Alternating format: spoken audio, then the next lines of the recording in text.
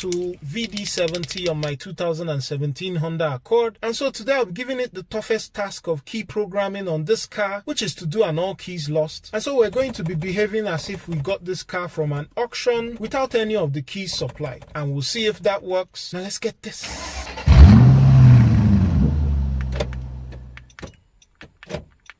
This one works. This doesn't work. I'm going to take this out of the vehicle and then do an all keys lost with this one. So I'll keep this here. And so I'll take this current key that works, I'll take it out of the vehicle and place it by this tree stump and then get back into the vehicle. So as you can see, the ignition is not on. From my experience with other tools, any scanner that does all keys lost on Hondas would usually be able to turn on the ignition even though the key isn't in the car. I'll select special functions, key programming, and then it gives you this disclaimer that every third-party tool gives. So I'll just agree, scroll down and select Honda.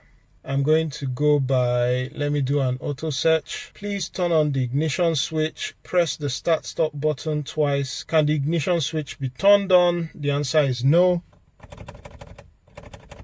It's not turning on. So I'll just say no. Keep pressing the engine start stop button, do not release. So let's do that. And it turns on the ignition. But then you notice that the immobilizer light is blinking. That tells you that the key is not programmed to the vehicle.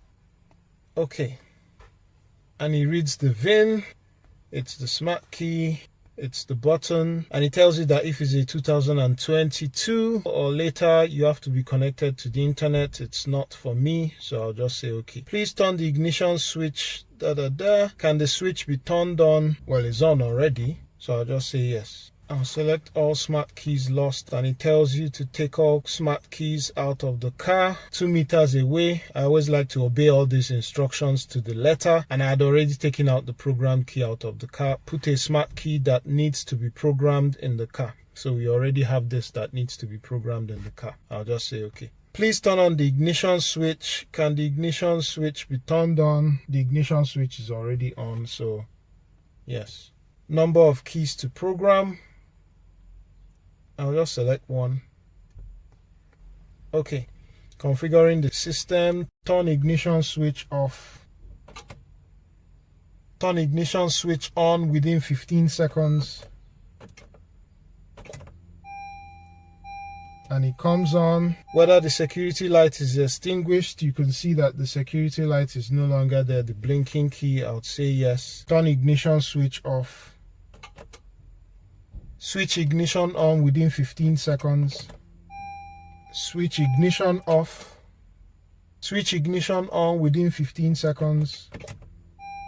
And it tells you programming success. Okay, let me turn the ignition off. And then let's try the key. Locks. It unlocks. Bringing in the other key. If this worked, that means this shouldn't work anymore.